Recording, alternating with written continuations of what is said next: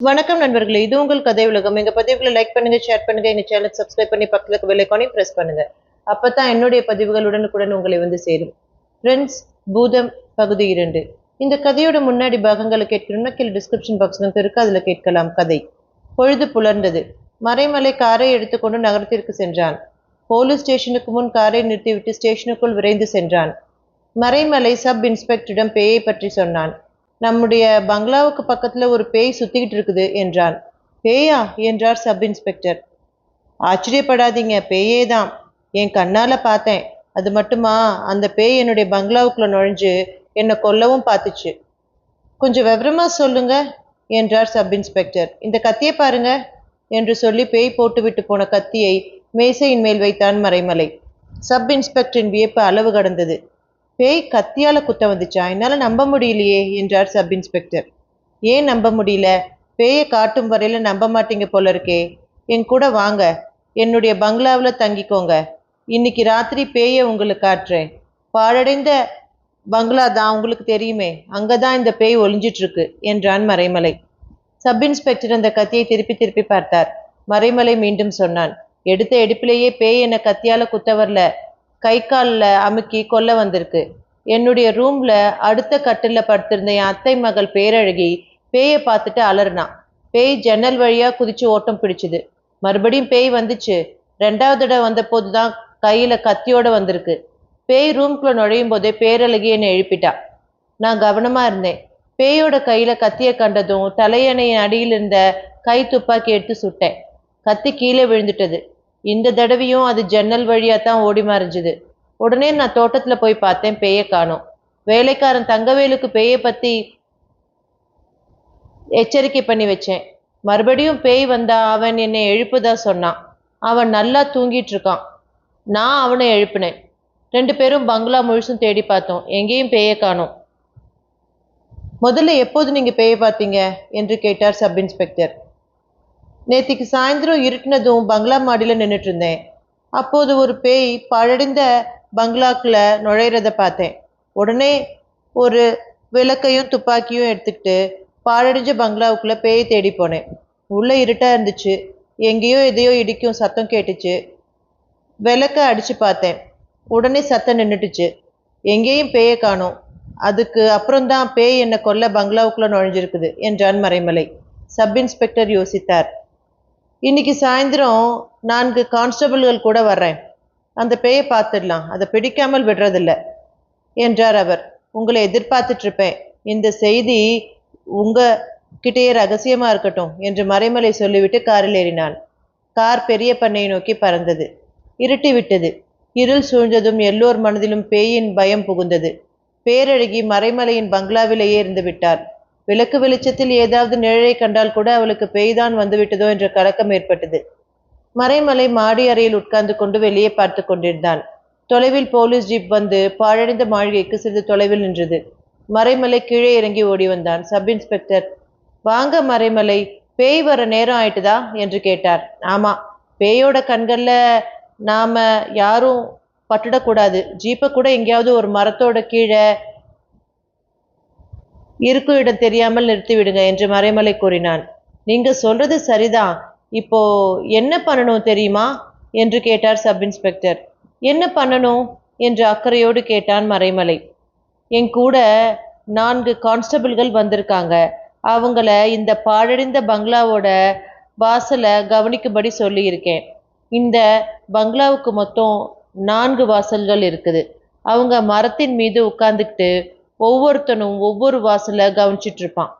பேய் பங்களாவுக்குள்ள நுழைஞ்சதும் எல்லா கான்ஸ்டபிள்களும் மரங்களை விட்டு கீழே இறங்கி ரொம்ப ஜாக்கிரதையா ஒரே சமயத்துல ஒவ்வொருத்தனும் ஒவ்வொரு வாசல்ல நுழையணும். அப்போ பேய் நம்ம விட்டு தப்பி போக முடியாது. தவறாத அதை பிடிச்சிடலாம். நாமும் ஒரு மரத்துக்கு கீழே நின்று கவனிச்சிட்டு இருக்கலாம். பேய் பங்களாவுக்குள்ள நுழைஞ்சதும் அதை தொடர்ந்து போய் பார்க்கலாம் என்றார் சப் இன்ஸ்பெக்டர். மறைமலைக்கு அவர் சொன்ன அந்த திட்டம் சரியானதாகவே பட்டது. மறைமலை, சரியான திட்டம் தான் சப் இன்ஸ்பெக்டர், நடக்கட்டும் வேலை என்றான். சப் இன்ஸ்பெக்டர் கான்ஸ்டபிள்களுக்கு கட்டளையிட்டுவிட்டு ஜீப்பை ஒரு பள்ளத்தில் மரத்தின் மறைவில் கொண்டு போய் நிறுத்தினார். கான்ஸ்டபிள்கள் பாழடைந்த மாளிகையை முற்றுகை போட்டுட்டாங்க. ஒவ்வொரு வாசல் வெளியிலேயும் அடர்த்தியான மரத்தின் மீது ஒவ்வொரு கான்ஸ்டபிளும் மறைஞ்சிக்கிட்டாங்க. நேரம் ஓடிட்டு இருந்துச்சு. இருட்டு நல்லா பரவி கிடந்தது. மறைமலையும் சப் இன்ஸ்பெக்டரும் மூச்சு விடுறது கூட கேட்காதபடி ஒரு மரத்தோட மறைவுல நின்று பல திசைகளிலும் பார்த்துட்டு இருந்தாங்க. மணி 10க்கு மேல் ஆயிட்டது. பேய் வரல. இருளில் அந்த பேய் எங்க ஒழிஞ்சிருக்குதோன்னு நினைச்சான் மறைமலை. இன்னும் பேயை காணுமே என்று ஏங்கினார் சப் இன்ஸ்பெக்டர். மணி 11.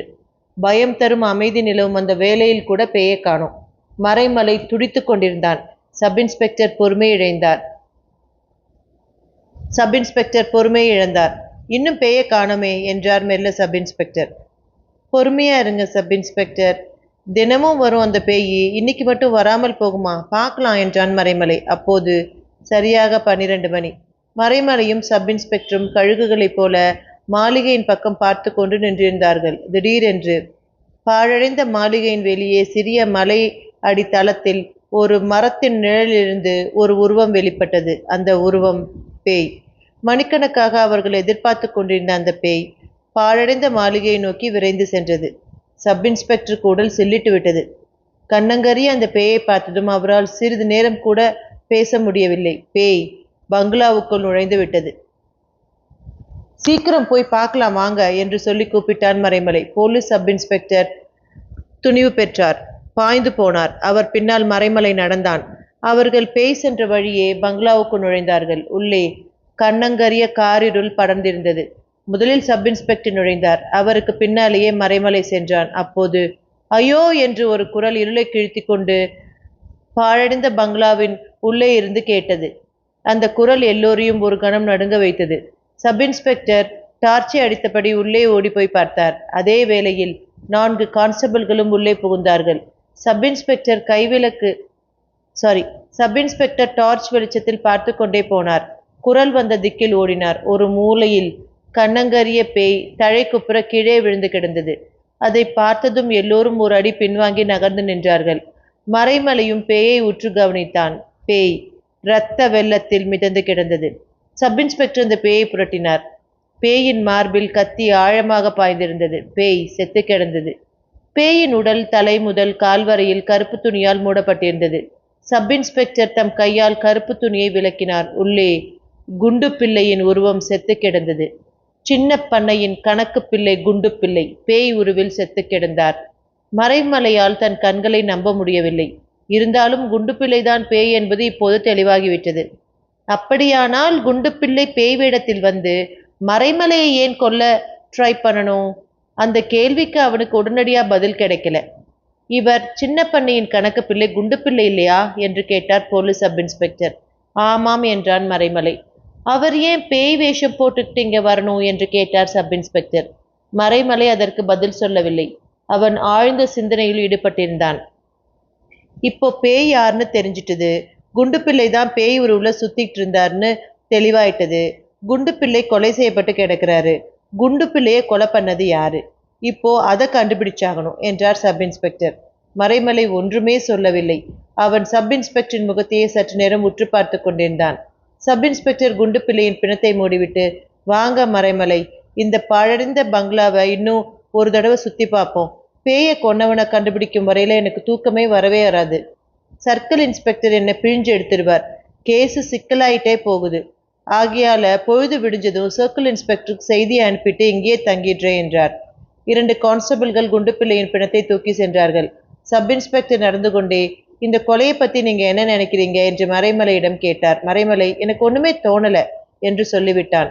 குண்டு பிள்ளையை கொன்னவன் நமக்கு தெரியாமல் எப்படி உள்ள வந்திருப்பான்? நாம தான் பங்களாவை ரொம்ப கவனமா முற்றுகையிட்டு இருந்தோமே என்றார் சப் இன்ஸ்பெக்டர். அவன் எப்படியோ வந்தான் என்று வைத்துக்கலாம். மறுபடியும் அவன் எப்படி மறைஞ்சிட்டான்னு தெரியலையே. பங்களாவோட 4 வாசலையும் நாம அடைச்சிட்டு இருக்கும்போது யூஸ் இல்லாம போயிட்டதே என்றான் மறைமலை. சப் இன்ஸ்பெக்டரும் மறைமலையும் முன்னே சென்றார்கள். அவர்கள் பின்னால் 2 கான்ஸ்டபிள்களும் சென்றார்கள். மாளிகையை மற்றொரு முறை பார்த்து விட்டார்கள். எங்கேயும் ஒருவரையும் காணோம். பங்களாவுக்கு போகலாம் வாங்க, இப்போ இங்கேயே சுத்திட்டு இருக்கிறத யூஸ் இல்லை என்றான் மறைமலை. சப் இன்ஸ்பெக்டருக்கு மறைமலை சொன்னது சரிதான் என்று பட்டது. உடனே அவர் கான்ஸ்டபிள்களுடன் பங்களாவை நோக்கி மறைமலையுடன் போனார். பங்களாவை அடைந்ததும் சப் இன்ஸ்பெக்டருக்கு மற்றொரு வழி உதித்தது. அவர் மறைமலையிடம், பேயை கண்டுபிடிச்சிட்டேன். பேயை கொன்னவனைத்தான் இனிமே நாம பிடிக்கணும். இந்த கொலையை பத்தி நான் உடனே சர்க்கிளிடம் சொல்லிட்டு அவரையே அழிச்சிட்டு நாளைக்கு வர்றேன். கொலையாளிய சர்க்கிள் எப்படியும் பிடிச்சிடுவார். உங்கள் பாதுகாப்புக்காக 3 கான்ஸ்டபிள்களை பங்களாவை சுற்றி கவனமுடன் நிறுத்திட்டு போறேன் என்றார். சப் இன்ஸ்பெக்டர் ஒரு கான்ஸ்டபிளை அழைத்து கொண்டு ஜீப்பில் போய்விட்டார். 3 கான்ஸ்டபிள்கள் மறைமலை பங்களாவை சுற்றி நின்றார்கள். மறைமலை பங்களாவுக்குள் நுழைந்தான். தங்கவேலு வழக்கமான இடத்தில் படுத்து தூங்கிக் கொண்டிருந்தான். மறைமலை அவனை கடந்து உள்ளே சென்றான். கூடத்தில் பேரழகி அவன் வரவுக்காக ஆவலுடன் காத்திருந்தாள். மறைமலை பேரழகியை பார்த்ததும் சற்றென்று நின்றான். பேரழகி, நீ இன்னும் தூங்கலையா என்று கேட்டான். கவலையா இருக்காத்தான், தூங்கல. பேய் உலாவும் பங்களாவில் தூங்க முடியுமா? நீங்க பழஞ்ச பங்களாவுக்கு போனீங்களே, பேயை கண்டுபிடிச்சிட்டீங்களா என்று ஆவலுடன் கேட்டாள் பேரழகி. கண்டுபிடிச்சிட்டோம் பேரழகி என்றான் மறைமலை. உண்மையாவாத்தான் என்று கேட்டாள் பேரழகி. உண்மையாத்தான் பேரழகி. அந்த பேய் பாழடைந்த பங்களாவுக்குள்ள நுழைஞ்சது. நாங்க தொடர்ந்து போனோம். உள்ள இருட்டில் ஐயோன்னு குரல் கேட்டுச்சு. டார்ச் அடிச்சு பார்த்தபோது பேய் தலை குப்புற விழுந்து கிடந்துச்சு. புரட்டி பார்த்தார் சப் இன்ஸ்பெக்டர். பேயோட நெஞ்சில ஒரு கத்தி பாஞ்சிருந்தது. கைப்பிடி மட்டுமே வெளியே தெரிஞ்சுது. பேயோட உடைய நீக்கினதுமே அளவில்லா ஆச்சரியப்பட்டோம். பேய் உருவுல செத்து கிடந்தவர் குண்டுப்பிள்ளை என்றான் மறைமலை. இதை கேட்டதும் பேரழகி பயத்தின் மிகுதியால் அப்படியே அசையாமல் நின்றாள். குண்டுப்பிள்ளை தான் பேய்ங்கிறத கண்டுபிடிச்சோமே தவிர குண்டுப்பிள்ளைய கொலை செஞ்சது யாருங்கிறத கண்டுபிடிக்க முடியல. கொலை செஞ்சவன் எப்படியோ மறைஞ்சிட்டான். பேரழகி எதுவும் பேசவில்லை. குண்டுப்பிள்ளை தான் பேய் என்பதை கேட்டதும் அவள் உடல் சிலிர்த்தது. மறைமலை அவளை அழைத்து போய் கட்டிலில் படுக்க வைத்தான். பயமில்லாம தூங்கு பேரழகி, நாளைக்கு முழு விவரமும் தெரிஞ்சிடும்னு நினைக்கிறேன். நம்முடைய பங்களாவை சுத்தி 3 கான்ஸ்டபிள்கள் காவலுக்காக போடப்பட்டிருக்காங்க. அதனால பயமில்லாம தூங்கு என்று சொல்லிவிட்டு மேல் மாடியிலிருந்து தன் அறைக்கு சென்று ஏதோ புக்கை எடுத்து வைத்து கொண்டு பாழடைந்த பங்களாவின் சரித்திரத்தை ஆராய்ச்சி பண்றதுல ஈடுபட்டான். ராத்திரி ரொம்ப நேரம் வரையில படிச்சுட்டு இருந்தவன் அப்புறம் கீழே இறங்கி வந்தான். தன் ரூம் கதவை திறந்ததும் பேரழகி அலறிட்டு புரண்டு எழுந்து உட்கார்ந்தா. பயப்படாத பேரழகி, பேய் இல்லை, நான் தான், உன் அத்தான் மறைமலை என்றான் மறைமலை. எனக்கு தூக்கமே வரல அத்தான். நீங்க கதவை திறந்ததும் உண்மையிலேயே நான் ரொம்பவும் பயந்துட்டேன் என்றார். மறைமலை கதவை சாத்தி விட்டு திரும்பினான். மெல்ல வந்து தன் கட்டிலில் சாய்ந்து கொண்டே, இனிமேலாவது தூங்கு பேரழகி என்று சொல்லிக்கொண்டே போர்வை எடுத்து தலை முதல் கால் வரையில் போர்த்திவிட்டு படுத்து விட்டான். பேரழகியும் தனது போர்வை எடுத்து தலை முதல் கால் வரையில் போர்த்தி படுத்து கொண்டாள். மறுநாள் காலையிலேயே சர்க்கிளும் சப் இன்ஸ்பெக்டரும் கான்ஸ்டபிள் ஒருவனும் பெரிய பண்ணைக்கு ஜீப் காரில் வந்துவிட்டார்கள். சப் இன்ஸ்பெக்டர் சர்க்கிளுக்கு நடந்ததை நடந்தபடியே சொன்னார். பேயை கொன்னவன் யாருங்கிறத சர்க்கிள் எப்படியும் கண்டுபிடிச்சிடுவார் அப்படின்னு அவர் உறுதியா நம்பினார். சர்க்கிள் முதல்ல மறைமலையை பார்த்து பேசினார். மறைமலை பேயை முதல்ல எப்பொழுது பார்த்தான் என்கிறதையும், அந்த பேய் அவனை கொல்ல வந்ததையும், போலீஸ்ல அவன் தகவல் கொடுத்ததையும், அதுக்கப்புறம் சப் இன்ஸ்பெக்டருடன் பேயை பிடிக்க பாழடைஞ்ச பங்களாவுக்கு போன போது பேய் கொலை செய்யப்பட்டதையும், கொலை செய்யப்பட்ட பேய் சின்ன பண்ணையின் கணக்கு பிள்ளை குண்டு பிள்ளைங்கிறதையும் தெளிவா நடந்ததை அப்படியே சொன்னான். மறைமலை சொன்னதை கேட்டதும் சர்க்கிள் இன்ஸ்பெக்டர் ஆச்சரியம் அடைஞ்சாரு. பேயை கொன்னவனை எப்படி கண்டுபிடிக்கிறதுன்னு அவருக்கு பெரிய புதிரா இருந்துச்சு. எதுக்கும் ராத்திரி வரையில காத்திருந்து பார்க்க முடிவு கட்டினார் சர்க்கிள் இன்ஸ்பெக்டர். ராத்திரி வந்தது. கீழே பங்களாவின் வெளியே கான்ஸ்டபிள்கள் காவல் காத்து நின்றார்கள். Circle inspector, sub inspector, Maraimalai மூவரும் சாப்பிட்டு விட்டு மேல் மாடியில் நின்று வெளியே பார்த்து கொண்டிருந்தார்கள். தொலைவில் பாழடைந்த மாளிகையும் அதற்கு அப்பால் இந்த சிறிய மலையும் இருளில் மூழ்கி கிடந்தன. மூவரும் வெகுநேரம் வரையில் பேசிட்டு இருந்தாங்க. அவங்க பார்வை அடிக்கடி பாழடைஞ்ச பங்களாவின் பக்கம் பதிஞ்சுது. ரொம்ப நேரம் கழிச்சு அதோ என்று மெல்ல கூவினான் மறைமலை. சர்க்கிளும் சப் இன்ஸ்பெக்டரும் சட்டென்று திரும்பி மறைமலை கையை காட்டிய திக்கில் பார்த்தார்கள். அங்கே இருட்டில் ஒரு உருவம் மலை உச்சியிலிருந்து சரிவில் இறங்கிட்டு இருந்துச்சு. அந்த உருவம் ஒரு உருவம்தான். அந்த மனுஷன் மலைச்சரிவில் பாழடைந்த பங்களாவோட பக்கம் சீக்கிரமா இறங்க முயற்சி பண்ணிட்டு இருந்தான். அப்போ திடீரென்று மலை உச்சியில் ஒரு பேய் தோன்றியது. என்ன, மற்றொரு பேயா? ஆமா, அது பேயே தான். கண்ணங்கரிய பேய் தான். இன்னொரு பேய் தான். பேய் மலைச்சரிவில் இறங்கிட்டு இருந்த மனுஷன் மீது மின்னல் வேகத்துல பாஞ்சுது. பாஞ்ச வேகத்துல அப்படியே தன் 2 கைகளாலும் அந்த மனுஷனோட கழுத்தை குலுக்கி பிடிச்சுது. அந்த மனுஷனால ஒண்ணுமே பண்ண முடியல. அவன் அப்படியே துவண்டு விழுந்தான். மலைச்சரிவுல விழுந்த அவன் உடல் உருண்டு மலையடி பள்ளத்தில் வந்து விழுந்தது. சர்க்கிளுக்கு உடல் துடிச்சுது. இப்படி ஒரு நிகழ்ச்சி தன் கண்முன் நடக்கும்னு அவர் கொஞ்சம் கூட எதிர்பார்க்கல.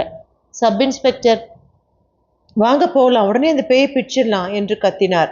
இரண்டாவது பேய் எங்கிருந்து வந்தது என்று மறைமலைக்கு தூக்கி வாரி போட்டது.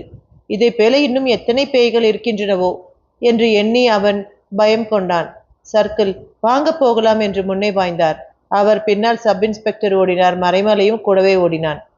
பங்களாவின் கீழே கான்ஸ்டபிள்கள் துப்பாக்கிகளுடன் நின்றிருந்தார்கள். பங்களா முற்றத்தில் ஒரு ஓரமாக வேலைக்காரன் தங்கவேலு கவலையற்று அமைதியாக தூங்கிக் கொண்டிருந்தான். இதை பாருங்க, தங்கவேலு அமைதியா தூங்கிட்டு இருக்கான். பங்களாவில் பேய் வந்த போது கூட அவன் கவலைப்படல. அப்போதும் அவன் கவலை இல்லாம தூங்கிட்டு இருந்தான். எப்போதும் அவன் அமைதியாக தூங்குவதுதான் அவன் வேலை என்றான் மறைமலை.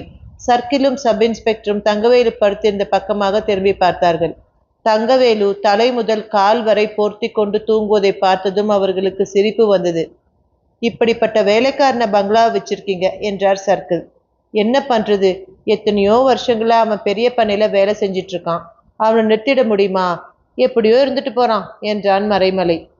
சர்க்கிள் துப்பாக்கி தாங்கிய 2 கான்ஸ்டபிள்களையும் அழைத்து கொண்டு இருட்டில் நடந்தார்.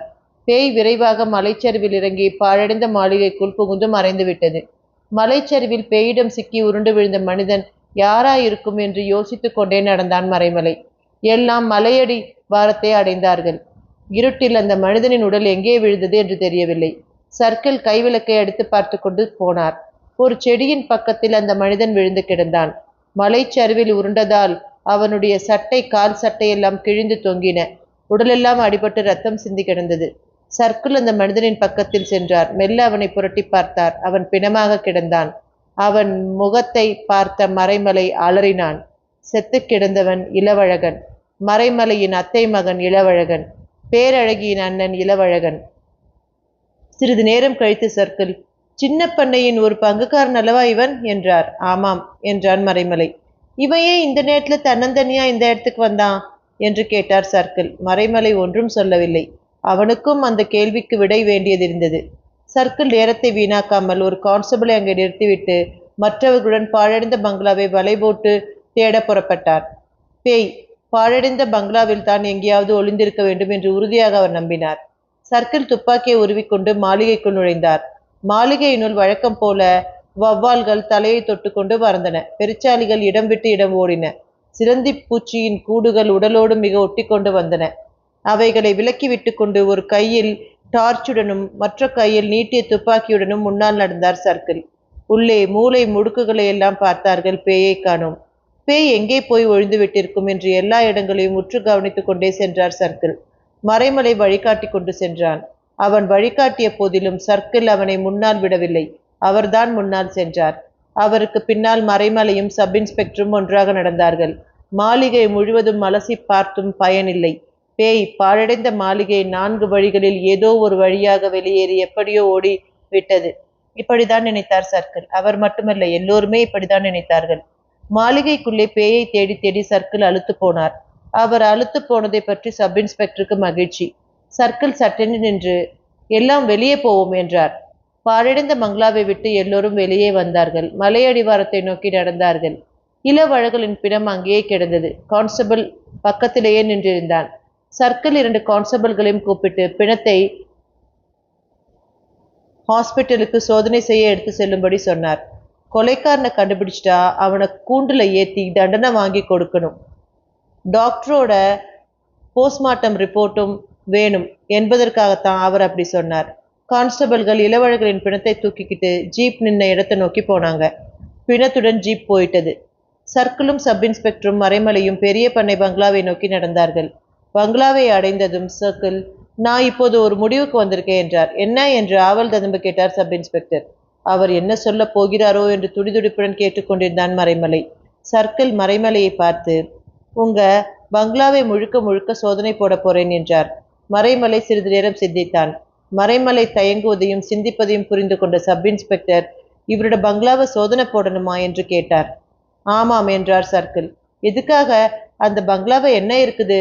மறைமலை மீது நாம ஒன்றும் சந்தேகம் கொள்வதற்கில்லையே. அவர்தானே நமக்கு பேயை பத்தி புகார் பண்ணவரு. 2வதா அவரை கொல்ல பேய் 2 தடவை முயற்சி பண்ணியிருக்குது. அவரை கொல்ல வந்தது எந்த பேய்னு புரியல. அப்படி இருக்கும்போது அவருடைய பங்களாவை சோதனை போடலாமா என்று அழுத்தமாக கேட்டார் சப் இன்ஸ்பெக்டர். தப்பா நினைச்சிட்டீங்களே, பங்களாவை சோதனை போடும் நான் சொன்னதற்கு காரணம் வேறு. மறைமலையின் பங்களாவுக்குள்ள பேய் நடமாட்டம் இருந்திருக்குது. இந்த முறை அந்த பேய் மறைமலையை கொல்ல வந்திருக்குது. 2 தடவைகளும் முயற்சி பலிக்காமல் அது ஓடிட்டது. ஆகையால் தான் பங்களாவை சோதனை போட்டு பார்த்துடணும் அப்படின்னு சொல்றேன். மறைமலையின் மீது சந்தேகப்பட்டு பங்களாவை சோதனை போட வேணும்னு சொல்லல என்று விளக்கமாக சொன்னார் சர்க்கிள். நல்லா சோதனை போடுங்க, எனக்கு மாறுபட்ட கருத்து எதுவுமே இல்லை என்றான் மறைமலை. சோதனை தொடங்கியது. சர்க்கிளின் தலைமையில் நடந்த அந்த சோதனையில் பங்களாவில் எதையும் பாக்கி வைக்கவில்லை. முதலில் தோட்டத்தை வலை போட்டு அரித்தார்கள்.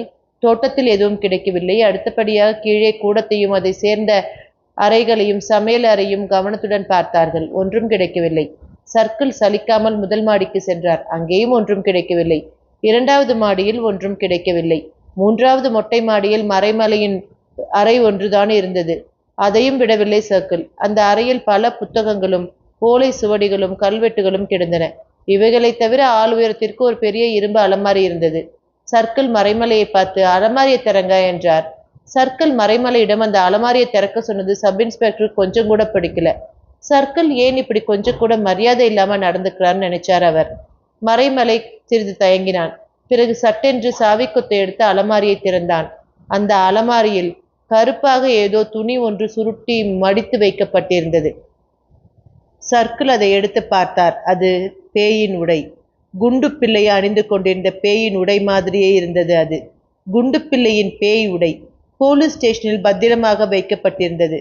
ஆகையால் அந்த உடை மறைமலையிடம் வந்திருக்க முடியாது. சர்க்கிள் அந்த உடையை திருப்பி திருப்பி நன்றாக பார்த்துவிட்டு மறைமலையை பார்த்தார்.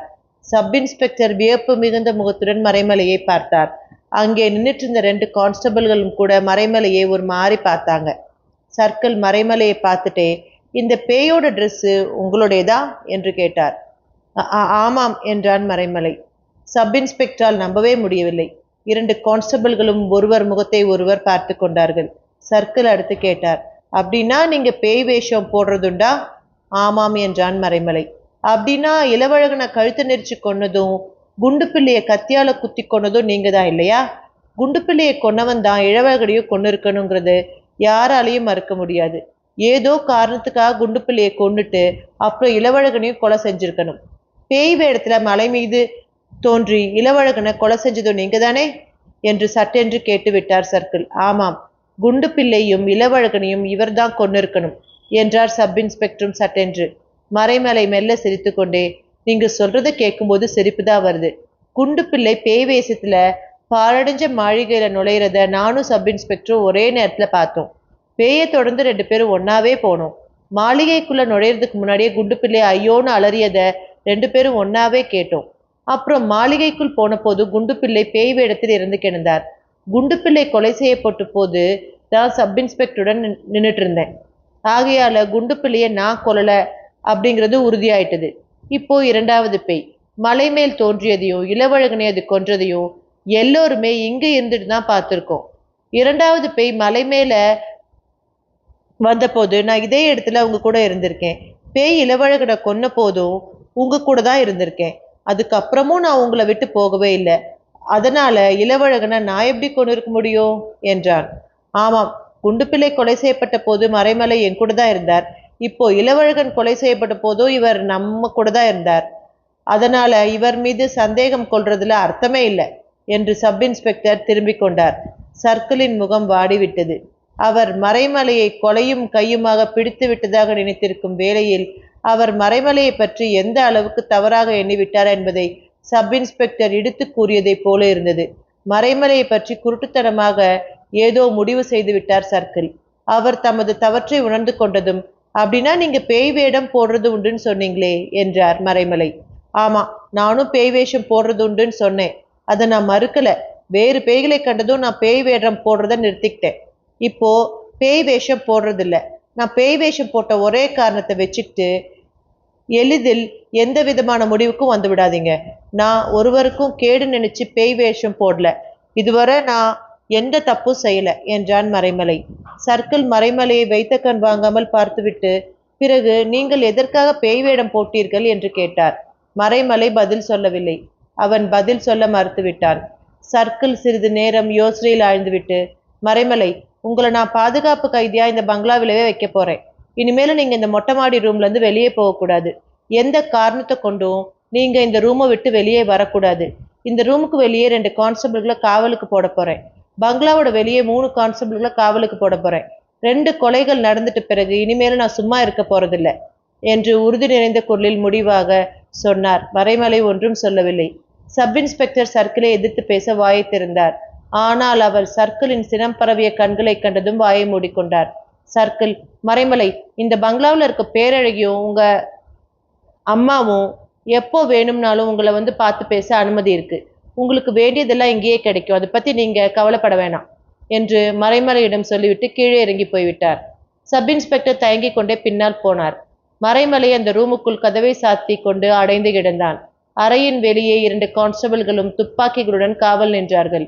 மறைமலை ஜன்னல் ஓரத்தில் நாற்காலி இழுத்து போட்டு கொண்டு உட்கார்ந்து வெளியே வெகுநேரம் இருட்டை பார்த்து கொண்டிருந்தான். இருட்டில் இளவழகன் உருண்டு விழுந்த மலைச்சரிவும் பாழடைந்த மாளிகையும் பயம் தந்தன. மறைமலை கண்களை மூடிக்கொண்டான். அப்போது கதவை யாரோ தட்டும் ஓசை கேட்டது. மறைமலை எழுந்து போய் கதவை திறந்தான். பேரழகி உள்ளே ஓடி வந்து முகத்தை கைகளில் புதைத்து கொண்டு விம்மி விம்மி அழுதாள். மறைமலை அவள் அருகில் சென்று அவளை அப்படியே தாங்கிச் சென்று நாற்காலில் உட்கார வைத்தான். அவள் குலுங்கி குலுங்கி அழுதாள். மறைமலை அவள் ஏன் அப்படி அழுகிறாள் என்பதை நன்றாக புரிந்து கொண்டான். பேரழகி, நடந்தது சர்க்கிள் உன்கிட்ட சொல்லியிருப்பார்னு நினைக்கிறேன் இல்லையா என்றான் மறைமலை. அவன் அவள் தலையை அன்புடன் கோதினான். பேரழகி, ஆமா, அண்ணனை இன்னொரு பேய் கொன்னுட்டதாமே என்று சொல்லிக்கொண்டே துக்கம் தாழ முடியாமல் திணறி அழுதாள் அவள். மறைமலை, இனிமே நாம் என்ன பண்ண முடியும்? இறந்து போயிட்ட இளவழகனை மீட்டு கொண்டு வர முடியாது. 2வது பேயை கண்டுபிடிச்சு குண்டுப்பிள்ளையும் இளவழகனையும் கொன்னதுக்காக கைதி கூண்டுல ஏற்றி தண்டிக்க முடியும் என்றான். குண்டுப்பிள்ளை கொலை செய்யப்பட்டதை நினைத்து எவரும் கவலை கொண்டதாக தெரியவில்லை. குண்டுப்பிள்ளை கொடிய மனிதர் என்பது எல்லோருக்கும் தெரிந்ததே. ஆகவே இளவழகனுக்கு வழக்கை போல் வேலை செய்து வந்தார். குண்டுப்பிள்ளை இல்லாமல் இளவழகனுக்கு பைசா கூட கிடைக்காது. பணம் கிடைக்க குண்டுப்பிள்ளைதான் குறுக்கு வழிகள் சொல்லி கொண்டிருந்தார். இளவழகன் செலவாளி. அவன் செலவு செய்ய நிறைய பணம் வேண்டும் என்று நினைத்தானே தவிர அவன் கெட்டவன் அல்ல. குண்டுப்பிள்ளையால் தூண்டப்பட்டு அவன் நாசவேலைகளில் ஈடுபட்டான். ஆகையால் எல்லோருமே இளவழகன் இறப்பு குறித்து வருத்தம் மிக கொண்டார்கள். இளவழகன் கொலை செய்யப்பட்டான். ஏன், எதற்காக, யாருக்கும் தெரியவில்லை.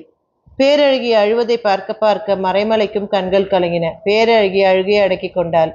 பேரழகி கண்களை துடைத்து விட்டு கொண்டே, அண்ணனை யார் கொண்டிருக்க முடியும் என்று கேட்டாள். அதானே தெரியல. இளவழகனை பேய் கொண்டுச்சு. அதை நானும் சர்க்கிள் இன்ஸ்பெக்டரும் கூட பார்த்தோம். ஓடிப்போய் கொலையை தடுக்க நேரம் இல்லை. கொலை நடந்த பிறகே அந்த இடத்தை அடைஞ்சோம். பேய் மறைஞ்சிட்டது. அதுக்குள்ள பேய் எங்கேயோ மறைஞ்சிட்டது என்றான் மறைமலை. அத்தான் என்றாள் பேரழகி. என்ன பேரழகி? ஆவலுடன் கேட்டான் மறைமலை. உண்மையா சொல்லுங்க, நீங்க பேய் வேஷம் போடுறதுண்டா? மறைமலை உதட்டை கடித்து கொண்டே, சர்க்கிள் அதையும் உன்கிட்ட சொல்லிட்டாரா என்று கேட்டான். ஆமா, உண்மையா சொல்லுங்க அத்தான், நீங்க பேய் வேஷம் போடுறதுண்டா? ஆமா, அவர் சொன்னது உண்மைதான் என்றான் மறைமலை.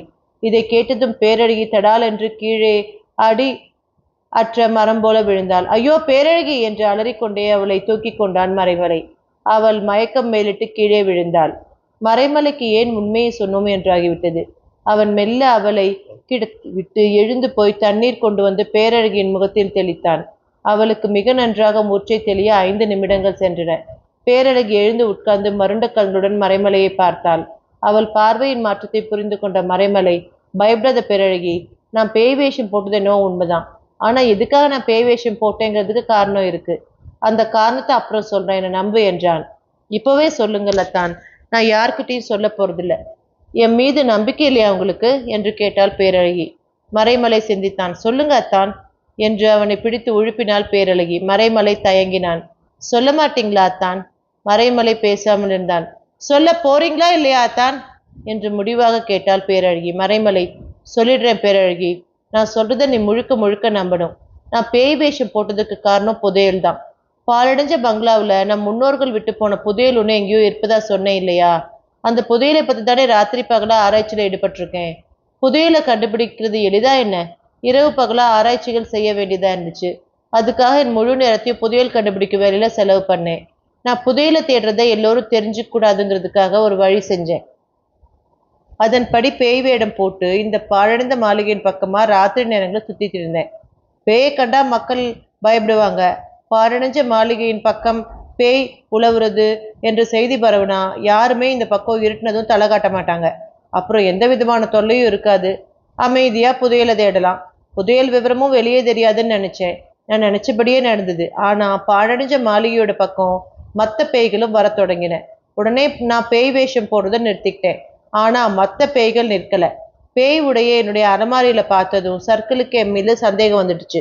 ஆகையால தான் அவர் என்ன பாதுகாப்பு கைதியா இங்க வச்சிருக்கார்.